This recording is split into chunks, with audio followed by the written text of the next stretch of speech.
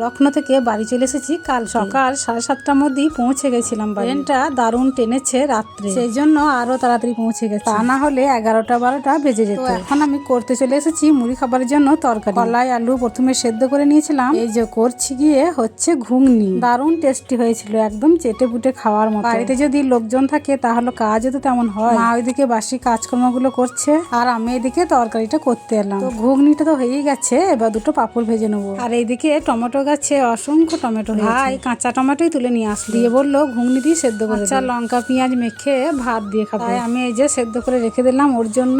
মায়ের সব কাজকর্মগুলো হয়ে গেছে, এই যে ফুল জল দেবে, খুব তাড়াতাড়ি করে মায়ের কাজ হয়ে যায়, আবার রান্না খাওয়াও খুব তাড়াতাড়ি হয়। আর এইদিকে রাস্তাতে ভাইপো ভাইজিরা খেলা করছে, তো ভাইজি বলছে ভিডিও করছে বলে পিসিমণি আমি আর খেলতে পারছি না, অস্বস্তি লাগছে। আর এই ছোট্ট ছোট্ট ভাইপো দুটো বলছে আমাদেরকে ভাইরাস করে দাও ভাইরাস। ওদের কথা শুনে তো আমি হেসে গড়াগড়ি দিলাম আর বারবার জিজ্ঞাসা করতে থাকলাম কি করে দেবো তোদেরকে, আর ওরা তত বলতে থাকলো আমাদেরকে ভাইরাস করে দাও। আবার ওরা বলছে কি না আমরা যদি দুজনে একসঙ্গে থাকি তাহলে বড় বড় মানুষদেরকে উড়িয়ে দেবো। মানে ওদের মুখে এই কথাগুলো শুনতে আমার এত ভালো লাগছিল, ওদের সঙ্গে বসে বসে খানিক গল্প করলাম আমি। তারপরে এই যে চলে আসলাম, গায়ে আর চাদর ঢাকা নিয়ে থাকতে পারছি না, রোদ্দুর উঠে গেছে তো ভালোই, তবে সকাল সন্ধ্যা একটা করে চাদর গায়ে না নিলেও নয়, শীতটা এখনো ভালোই আছে। বিকেল বেলায় এখন বাজে 4টে, মায়ের আবার শরীরটা একটু খারাপ, তাই মাকে নিয়ে ডাক্তার দেখাতে চললাম কাছে পিঠি। আর এটা হচ্ছে আমার ভাইয়ের বউ, এই একটু হাসির কথা হচ্ছে, বাড়ির গৃহিণীদের শরীর খারাপ হলে আর সংসার চলে না গো, সংসার পুরোই অচল হয়ে যায়। তাই মাকে বললাম চলো আগে ডাক্তার দেখে নিয়ে আসি তারপরে অন্য কথা।